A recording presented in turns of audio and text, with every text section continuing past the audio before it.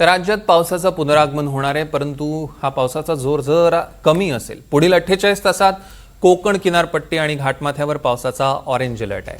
विदर्भासाठी देखील आज आणि उद्या पावसाचा ऑरेंज अलर्ट असणार आहे। मराठवाड्यात काही ठिकाणी हलक्या ते मध्यम स्वरूपाचा पाऊस होईल असा अंदाज पुणे हवामान विभागाने वर्तवलेला आहे।